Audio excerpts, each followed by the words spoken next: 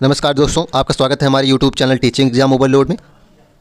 दोस्तों, आज के सेशन के अंतर्गत आपकी जो सीटेट दिसंबर 2023 की क्लासेस चल रही हैं उसके अंतर्गत हिंदी पेडागोजी की नेक्स्ट क्लास है, जिसके अंतर्गत आज हम आपको कक्षा में बहुभाषिकता एक संसाधन के रूप में पढ़ाएंगे। उसके बाद बहुभाषिकता क्या क्या समस्याएं पैदा कर सकती हैं उसके बारे में हम जानेंगे। तो आज का हमारा टॉपिक है बहुभाषिकता। तो सेशन को शुरू करने से पहले हमारी एक रिक्वेस्ट है कि हमारे चैनल को लाइक करें, सब्सक्राइब करें तथा ज़्यादा से ज़्यादा शेयर करें। चलिए फिर बिना किसी देरी शुरू करते हैं। पहला बिंदु है कक्षा में बहुभाषिकता के एक संसाधन के रूप में। उसमें देखते हैं कि बहुभाषिकता एक संसाधन के रूप में कैसे कार्य करता है। अब प्रश्न ये बनता है कि बहुभाषिकता है क्या। एक से अधिक भाषा का जो अधिगम होता है किसी कक्षा में उसे बहुभाषिकता कहते हैं। जैसे कि अगर आप किसी कक्षा में हैं, उसके अंतर्गत हिंदी पढ़ाई जा रही है, हिंदी के साथ इंग्लिश पढ़ाई जा रही है और इंग्लिश के साथ कोई अन्य क्षेत्रीय भाषा जैसे कि तमिल, तेलुगु, मलयालम या फिर कोई फॉरेन लैंग्वेज पढ़ाई जा रही है, चाइनीज़, फ्रेंच आदि। तो ये क्या हो जाएगी, आप हिंदी पढ़ रहे हैं, साथ में इंग्लिश पढ़ रहे हैं, साथ में फ्रेंच या तमिल, तेलुगु या कोई अन्य क्षेत्रीय भाषा तमिल, मलयालम, संस्कृत आदि पढ़ रहे हैं, तो ये क्या हो जाएगी, आप एक से अधिक भाषा का ज्ञान ले रहे हैं ना कक्षा में। तो यही एक से अधिक ज्ञान लेना कक्षा में क्या कहलाता है, बहुभाषिकता। चलिए देखते हैं बहुभाषिकता एक संसाधन के रूप में कैसे कार्य करती है। पहला बिंदु है कि बहुभाषिक कक्षा विद्यार्थियों के शब्द भंडार में वृद्धि करती है। तो बहुभाषिकता जो है वह कक्षा में विद्यार्थियों के शब्द भंडार में वृद्धि करती है। कैसे वृद्धि करेंगे, आप जितनी अधिक भाषा को सीखेंगे आप जितनी भी अधिक भाषा को सीखेंगे उसमें उतने ही ज़्यादा शब्द मिलेंगे, तो आपके शब्द भंडार में वृद्धि हो ही जाएगी। बच्चे अपने विचार को अपनी मातृभाषा में सहज रूप से व्यक्त करते हैं, जिससे उनके मौखिक कौशल का विकास होता है। तो बहुभाषिकता का एक और पॉजिटिव है, बहुभाषिकता का सबसे सकारात्मक परिणाम यह है कि बहुभाषिकता मातृभाषा के रूप में भी देखी जा सकती है। मतलब जैसे कि मान लीजिए मातृभाषा आपकी हिंदी है, तो हिंदी से आपकी कक्षा में हिंदी भी होना चाहिए। तो इससे क्या होगा कि बच्चे अपने विचार को अपनी मातृभाषा में प्रस्तुत करेंगे। मतलब कहीं आप मान लीजिए कहीं बाहर पढ़ रहे हैं लेकिन आपकी मातृभाषा हिंदी है, अगर उस कक्षा में बहुभाषिकता के रूप में बहुत लैंग्वेज है, उसमें हिंदी भी है, तो क्या करेंगे, बच्चे अपने विचार को बहुत अच्छे ढंग से, बहुत सहज रूप से प्रस्तुत करेंगे। तो इससे क्या होता है कि बच्चे अपने विचारों को अपनी मातृभाषा में सहज रूप से व्यक्त करते हैं, जिससे उनके मौखिक कौशल का विकास होता है। जब वह सहज रूप से अपने विचारों को व्यक्त करेंगे, अपनी इच्छाओं, समस्याओं आदि को व्यक्त करेंगे, तो उनके मौखिक कौशल का विकास होगा। अगला है कि बहुभाषिकता का गुण बच्चों में रचनात्मकता का विकास करने में सहायक होता है। तो इसमें आगे लिखा गया है कि बहुभाषिकता का जो गुण है वह बच्चों में रचनात्मकता का विकास करने में सहायक होता है। बहुत इंपॉर्टेंट पॉइंट है कि बहुभाषिकता का गुण बच्चों में रचनात्मकता का विकास करने में सहायक होता है। अगला बिंदु है कि कक्षा में विभिन्न भाषाओं का प्रयोग करना सांस्कृतिक आदान प्रदान का भी माध्यम है। तो हर भाषा का अपना एक अलग संस्कृति, हर भाषा की अपनी एक अलग संस्कृति होती है। तो हम अगर विभिन्न भाषाओं का प्रयोग करेंगे तो सांस्कृतिक आदान प्रदान भी होगा, जिससे उस संस्कृति के कुछ अच्छे गुण आपको मिलेंगे। तो क्या होता है कि अगर कक्षा में हम विभिन्न भाषा का प्रयोग करेंगे तो सांस्कृतिक आदान प्रदान का भी माध्यम बनता है। भिन्न भिन्न भाषाओं के प्रयोग करने से सभी छात्रों को एक दूसरे की भाषा समझने का अवसर मिलता है। और अगर भिन्न भिन्न भाषा को सीखेंगे, भिन्न भिन्न भाषा का प्रयोग करेंगे, तो हम सभी छात्रों का क्या होता है कि एक दूसरे को आपस में समझने में का अवसर मिलता है, एक दूसरे को क्लोज होते हैं तथा वो अपनी मातृभाषा का सम्मान करने के साथ साथ दूसरे भाषाओं और संस्कृतियों का भी सम्मान करना सीखते हैं। जब भिन्न भिन्न भाषा का प्रयोग होगा तो सभी छात्र एक दूसरे के निकट आएंगे, एक दूसरे की भाषा समझने में उनको अवसर मिलेगा। साथ ही वह एक दूसरे की मातृभाषा को भी सम्मान करेंगे, अपनी भाषा का सम्मान करेंगे, साथ ही वह एक दूसरे की भाषा की जो महत्व है उसको समझेंगे, उनकी संस्कृतियों का सम्मान करेंगे। अगला बिंदु है इसमें कि बहुभाषिकता जो है वह क्षमता, संज्ञानात्मक वृद्धि, सामाजिक सहिष्णुता, विस्तृत चिंतन और बौद्धिक उपलब्धियों के स्तर को बढ़ाती है। तो इसमें क्या करा है, संज्ञानात्मक वृद्धि, आप जितनी अधिक भाषा सीखेंगे आपका ज्ञान उतना ही बढ़ेगा ना। तो इससे क्या होता है, बहुभाषिकता से क्या होता है, संज्ञानात्मक वृद्धि होती है। सामाजिक सहिष्णुता क्या है, सहिष्णुता होती क्या है, लेकिन सभी की याद रखना कि बांग्लादेश और पाकिस्तान क्यों अलग हुआ, क्योंकि बांग्लादेश के मुस्लिम बांग्ला भाषी थे और पाकिस्तान के मुस्लिम उर्दू भाषी थे। तो भाषा से ही काफ़ी विवाद होता है। लेकिन अगर आप बहुभाषिकता का प्रयोग करेंगे, आप सभी भाषा को एक साथ पढ़ेंगे, तो आप उनकी संस्कृतियों से मिलेंगे, आप उनके अच्छे गुणों को मिलेंगे। इससे क्या होगा कि सामाजिक सहिष्णुता आएगी, मतलब आप सबकी भाषा का, सबकी संस्कृति का सम्मान करेंगे।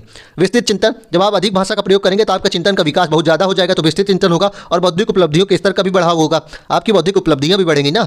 इसलिए भाषाओं को विद्यालय में एक संसाधन के रूप में प्रयोग किया जाता है। इसलिए विभिन्न भाषाओं को विद्यालय में एक संसाधन के रूप में प्रयोग किया जाना चाहिए और होता है। अगला बिंदु है कि अलग अलग भाषिक पृष्ठभूमियों से होने के कारण बच्चों के शब्दों व उनके उच्चारण में भिन्नता पाई जाती है। क्योंकि बच्चे अलग अलग भाषिक पृष्ठभूमियों से होते हैं, कोई इंग्लिश में अच्छा होता है, कोई तमिल भाषी होता है, कोई तेलुगु भाषी होगा, कोई किसी की हिंदी अच्छी है तो किसी की हिंदी वीक होती है। तो अलग अलग भाषिक पृष्ठभूमियों से होने के कारण सबकी उच्चारण क्षमता भी अलग अलग होती है, सबकी उच्चारण का तरीका भी अलग अलग होता है। सब एक शब्द को कोई अलग तरीके से उच्चारण करता है, एक तरीके से कोई अलग शब्द को उच्चारण करता है। इसलिए भाषिक पृष्ठभूमि के आधार पर किसी को पीछे नहीं छोड़ा जा सकता। इसी कारण से भाषिक पृष्ठभूमि के आधार पर हमें किसी को पीछे नहीं छोड़ना है। बच्चों की भाषा विविधता को एक संसाधन के रूप में प्रयोग किया जाना चाहिए। तो इससे क्या होता है कि जो उच्चारण में भिन्नता पाई जाती है उसे हमें अलग नहीं करना, उसको हमें नज़रअंदाज नहीं करना है। और भाषा की जो विविधता पाई जाती है, जो भाषा में थोड़ा बहुत बदलाव पाए जाते हैं, जो भाषा में अलग अलग संस्कृति के बदलाव पाए जाते हैं, उन्हें क्या करना है, एक संसाधन के रूप में देखना है। अगला बिंदु है कि इस बात के प्रमाण भी मिल चुके हैं कि द्विभाषी बच्चों की वैचारिक क्षमता अन्य बच्चों की तुलना में अच्छी होती है। अब देखते हैं हमारा अगला टॉपिक है कि कक्षा में बहुभाषिकता एक चुनौती के रूप में कैसे कार्य कर सकती है। मतलब बहुभाषिकता से कक्षा में दिक्कतें क्या क्या आती हैं, चलिए देखते हैं।